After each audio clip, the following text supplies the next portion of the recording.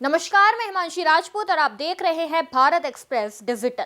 ग्वालियर जिले में बाहरी अवैध बांग्लादेशी और रोहिंग्या नागरिकों को लेकर प्रशासन अब सख्त रुख में है। जिले में किराए पर या छिपकर रह रहे सभी लोगों की जानकारी अनिवार्य कर दी गई है। प्रशासन ने स्पष्ट चेतावनी दी है कि 15 दिन के अंदर जानकारी नहीं मिली तो होगी एक तरफा कार्रवाई। ग्वालियर में सुरक्षा एजेंसियों की रिपोर्ट के बाद बड़ा फैसला लिया गया है। दरअसल शहर में अवैध रूप से रह रहे बांग्लादेशी और रोहिंग्या नागरिकों की शंका के चलते जिला कलेक्टर और जिला दंड अधिकारी रुचिका चौहान ने बीएनएस की धारा 163 के तहत आदेश जारी किए हैं।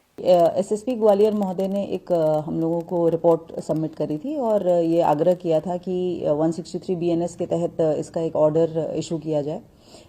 तो इस ऑर्डर के तहत कुछ चीज़ें जो हम लोगों ने करी है वो ये है कि आने वाले नेक्स्ट 15 डेज में आप सभी के माध्यम से हमारे जो नागरिक हैं उनसे आग्रह है, जो भी व्यक्ति अपने घर में आप किसी किराएदार को रखते हैं या फिर अपने प्रतिष्ठान में आपके बाहर से लोग कार्य करते हैं, तो उनकी बेसिक इन्फॉर्मेशन जो डॉक्यूमेंट्री एविडेंस होता है, जैसे कि आधार हो गया, उनका वोटर आईडी इत्यादि हो गया, निवास कहाँ पर था, पूर्व एड्रेस क्या था, ये बेसिक जानकारी को इकट्ठे करके आप अपने जो क्षेत्र के थाने हैं वहाँ पर उपलब्ध कराएं और इसमें आइडेंटिफिकेशन के लिए एक सहयोग करें। निश्चित रूप से ये डेटाबेस बहुत मददगार होता है इसको साबित करने के लिए या एक कहेंगे प्री प्रिपरेशन करने के लिए कि किसी प्रकार के कोई ऐसे व्यक्ति जिन्होंने कहीं अन्य जिलों में कोई क्राइम किया हुआ है वो एक प्रकार से यहाँ पर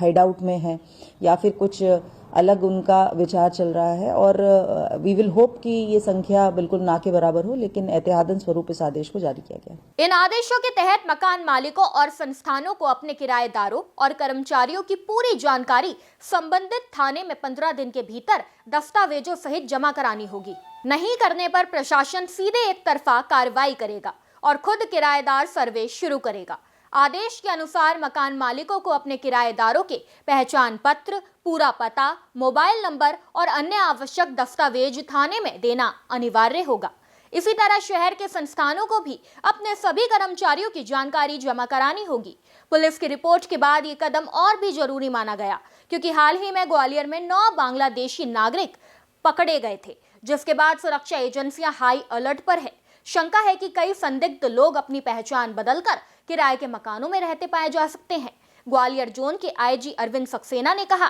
कि इन व्यक्तियों के अवैध गतिविधियों में शामिल होने की आशंका है, जो शहर की आंतरिक सुरक्षा के लिए खतरा बन सकती है। इसमें जो है 163 बीएनएस के तहत जिला दंडाधिकारी अधिकृत होते हैं और उनके द्वारा निषेधाज्ञा जारी की है और ये एक्सपेक्ट किया गया है कि यदि कोई मकान वो हेल्पर्स रखेगा तो इस विषय में उससे ये एक्सपेक्ट किया गया है कि वो रखने के लगभग 15 दिन पूर्व कुछ ऐसे दस्तावेज एकत्रित करें जो इस बात का प्रमाण रहें कि जिस व्यक्ति को रखने जा रहे हैं उनके विषय में हम थानों के माध्यम से उचित तस्दीक करा सकते हैं कि वो सही चरित्र के हैं कि नहीं और सही लोग हैं कि नहीं। तो इसमें नेचुरली जैसे वोटर कार्ड हुआ, आधार कार्ड हुआ और अन्य प्रकार के दस्तावेज हमको सहायता देते हैं, किसी भी थाना प्रभारी को सहायता देते हैं कि अगर कोई मकान मालिक या किसी शॉप का ओनर उनको भेजता है संबंधित थाना प्रभारी को कि साहब आप इसकी तस्दीक कर दें हमें और ये कागज़ प्रोड्यूस किए हैं कि ये सही व्यक्ति है कि नहीं, नेचुरली उस व्यक्ति की तस्दीक ये की जा सकती है कि कोई इस प्रकार का व्यक्ति तो नहीं है जिसके कि आपराधिक रिकॉर्ड हो या कोई ऐसा व्यक्ति है जो कि बाहर के किसी क्षेत्र से आकर आपराधिक प्रवृत्ति का होकर यहाँ बस रहा हो। तो नेचुरली इसका बहुत प्रचार बहुत आवश्यक होगा, जैसा कि इस आदेश में बड़ा स्पष्ट किया गया है, क्योंकि इसकी तामील एक एक व्यक्ति को कराना संभव नहीं हो पाता। तो इसलिए मैं मीडिया के माध्यम से जो हमारे ग्वालियर के सभी नागरिकगण हैं उनसे ये अपील करता हूँ कि वो कोई भी किराएदार यदि रखते हैं या उनका कोई व्यवसाय है उसमें कोई को नियोजित करते हैं तो उस विषय में उनको रखने के पहले वो ऐसे डॉक्यूमेंट्स जो हैं जेन्युइन टाइप के जो रहते हैं, जैसे वोटर आईडी कार्ड रहता है, आधार कार्ड रहता है, मार्कशीट वगैरह रहती हैं, वो एकत्रित करके वो थानों को निश्चित रूप से स्थानीय लेवल पर सूचित करें, जिससे वहाँ पर प्रॉपर वेरिफिकेशन हो कि ये स्थिति स्पष्ट हो सके कि किसी आपराधिक प्रवृत्ति के व्यक्ति को किसी किराएदार के रूप में अथवा किसी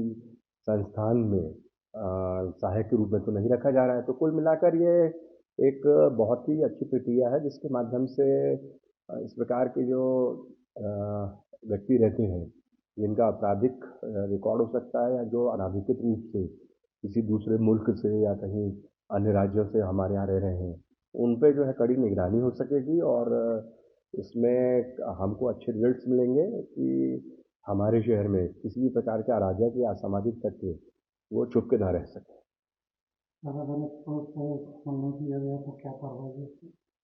इसमें नेचुरली जो ये आदेश है ये बड़ा क्लियर है और इसमें 163 BNSS का जो वायलेशन है वो